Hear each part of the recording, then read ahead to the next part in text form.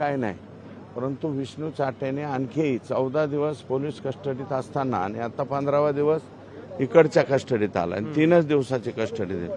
त्याचा मोबाईल अद्याप CIDने जप्त केलेला नाही. अशा काही प्रकारच्या लूप्स होल्स त्रुटी राहू नये. आणि काय जरी त्याचा मोबाईल नाही सापडला तरी त्याच्यात अडचण येत नाही, कारण आम्हाला 9 आणि 10 तारीख 6 तारखेपासून 10 तारखेपर्यंत विष्णू चाटे कोणाकोणाशी बोललेला आहे एवढं असलं तरी पुरेसं होतंय. परंतु मी 100% थोरला भाऊ म्हणून मी त्यांची समजूत काढील आणि उद्या सकाळपर्यंत विनंती करील आणि SITच्या प्रमुखांना किंवा खाली ते गुजर साहेब आहेत डेप्युटी DYSP त्यांच्याशी बोलून हा विषय शक्यतो आम्ही मिटवू. आणि धनंजयसह माझा स्वतःचा आणि तमाम महाराष्ट्राचा विश्वास राज्याचे मुख्यमंत्री आणि गृहमंत्री यांच्यावरती आहे. वाल्मिक कराडांना पण मकोका लावावा अशी त्यांची प्रमुख मागणी आहे. तुम्ही या मागणीशी सहमत आहात? काय वाल्मिक कराड अगोदर 302 मध्ये येऊ द्या. 302 लावलाय. आता ह्याच्या सिरियल आणि त्याची सँक्शन मंजुरी हे सामान्य माणसाच्या लक्षात येऊ शकत नाही, धनंजयच्या लक्षात येऊ शकत नाही.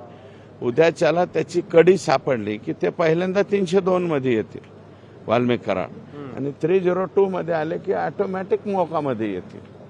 आणि त्याच्यामुळं आणि मला वाटतं तेवढं मटेरियल हे सफिशियंट मटेरियल CIDकडं आलेलं असावं. मी काय विचारलेलं नाही, पण मटेरियल तेवढं, कारण मी ओळखतो त्यांना. हा विष्णू चाटे हा सगळ्यात जवळचा आहे वाल्मिक कराडांचा, नातेवाईक बी आहे आणि जवळचा आहे. तर त्यांनी 100% कॉल जे आहे आणि आकांकडून आदेश घेऊनच पुढची कारवाई त्या ठिकाणी केली असेल. एकंदरीत आता देशमुख कुटुंबाची समजूत काढण्यात तुम्हाला यश येईल का? गरज पडली तर मुख्यमंत्र्यांशी सुद्धा त्यांची बातचीत करून दिली जाईल का? आवश्यकता नाही पडणार, एवढे अपेक्षा ते ठरणार नाही. आणि माननीय मुख्यमंत्र्यांनी त्या दिवशी आमच्या देशमुख कुटुंबियांना जवळपास पाऊण तास 1 तास वेळ दिलेला आहे.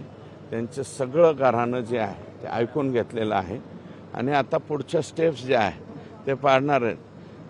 देशमुख कुटुंबीय जेवढं तेल डोळ्यात ठेवून तिकडं पाहते त्याच्यापेक्षा पेट्रोल डोळ्यात घालून आम्ही सुद्धा या केसकडे लक्ष ठेवून आहोत. वाल्मिक कराडांचा जो परवाना होता, शस्त्र परवाना, तो रद्द केलाय. काय विशेष आहे त्याच्यात? काय विशेष आहे? वाल्मिक कराडांना 4 पोलिस होते संरक्षणाला, वरून शस्त्र परवाना कशासाठी पाहिजे? माझं तर म्हणणं आहे बीड जिल्ह्यातील हे 100 आणि 200 आणि 250 हे रद्द करूच नका. 1200चे 1200 रद्द करून टाका ना. मी मुख्यमंत्र्यांना तीच मागणी करणार. 1200चे 1200, मग कोणाचा मर्डर होतो, कोणाचा खून होतो ते बघू आपण. कशासाठी पाहिजेत हे पिस्तूल? कशासाठी? फक्त मिरवायसाठी, लोकांना धाक दाखवायसाठी. आणि कोण आहेत? आमचं लोन संभाजीनगरमध्ये पोहोचलेलं आहे. धनंजय मुंडे हे मंत्री जे आहेत त्यांच्या जवळच्या काही लोकांना फक्त मिरवायसाठी संभाजीनगर जिल्ह्यात सुद्धा काही हे दिले गेलेले आहेत, काय म्हणता आपण ते, बंदूक. त्याची यादी मी 1-2 दिवसात तुम्हाला देतो.